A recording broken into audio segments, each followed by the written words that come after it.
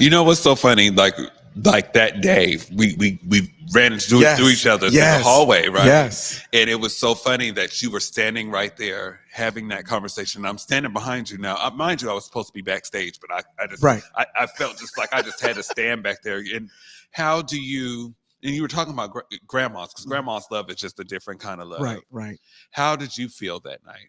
It was overwhelming. I was so excited. Just for a little bit of backstory. So my good friend Chris Cashman, who works at King 5 here in Seattle, shout out to the King 5 family. Absolutely. He had asked me, he's been a great mentor to me. And he was like, hey, you want to go to the Emmys and kind of do like a couple categories? And I was like, sure. Fast forward, life happens. We get to about a few weeks before the Emmys. He goes, you want to do like 23 categories? I said, no. He said, what about 9? I said, yes. Okay. And he goes, why don't you talk and share? And I'm like, wait, what? You want me to actually share something? And so I had prepared in my mind a whole different speech. And I was about to take the stage. And I felt at that moment, I clearly heard a voice. For me, I knew it was God. I don't put my, everybody believes what they want to believe, but for me, it was God. Amen. And I felt like I needed to get closure. And so I felt like God told me, go ahead and get your closure. Thank the unseen hero. That's your grandma. And that was just that's the only way they're going to know her is by you sharing what meant the most to you. So. And even within you on how you approach people, you're probably one of the sweetest people that I've met, and we from town. So it's one of those things like, trail off. What did you do this past week now? I've had be busy. Busy. Booked and busy, baby.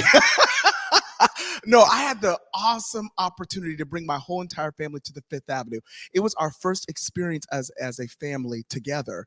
I've been to different shows. Theater is my background, actually. And so I've been a part of Joseph Amazing Technicolor Dreamcoat. I was the lead in that show, did Godspell. And so, I've always had that. I did not know you was in Godspell. Yes, I was in Godspell. Kent Phillips was at the time over Northwest Afternoon at Como. Yeah. He was the director, and he gave me my first opportunity, gave me a yes. I did not know Kent Phillips was a director. Yes, he was a director back then for the show at Renton Civic Theater.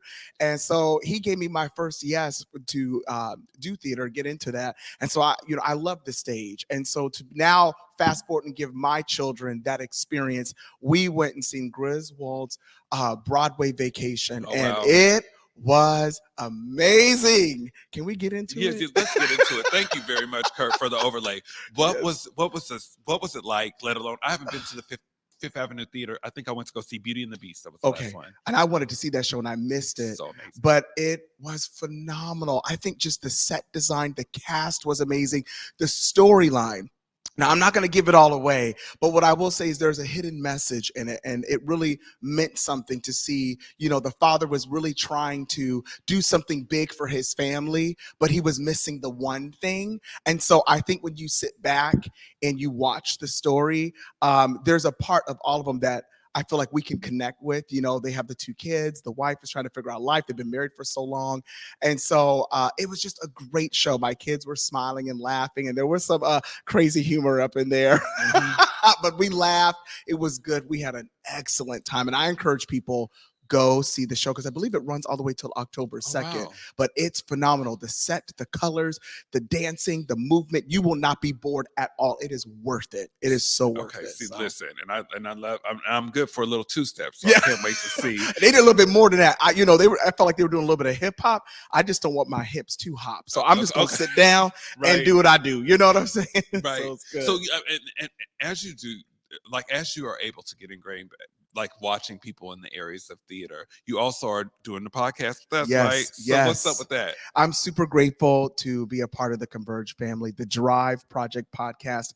It's been going for about 5 seasons now, and now we're launching the new season, the 6th season. Yeah. And I'm excited to be able to sit down with people. That's been a journey, just to see how it unfolded and stuff, So what is it like? Because you've done it 5 seasons, but then coming in the spaces with your family and Converge, what does that take you, right? How do you feel about that? I feel like it's a sense of feeling like you belong.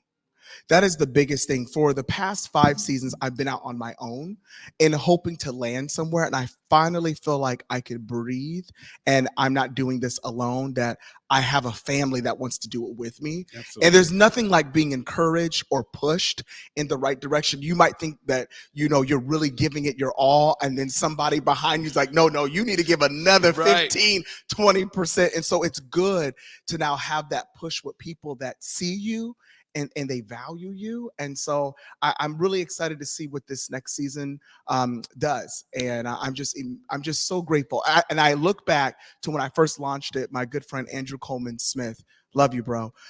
He told me to launch the podcast, and I was like, no, I can't. Nobody's gonna want to listen to me. And he goes, no, you have a voice. I said, and he's like, you have a voice to be able to talk to people. Just give them the space to breathe. And my grandma did that for me. Yes, so absolutely. I hope to continue that. And then what's up? What's next this weekend? You got anything What's going? next? Well, I'm going. You be so booked and busy, and I'm just like, 1 minute I'm like, okay, he's at home, but then like 3 seconds later, like you out in the streets. Yes. I mean, I just wrapped up the season with a PBS filming that, and so that's been great. But now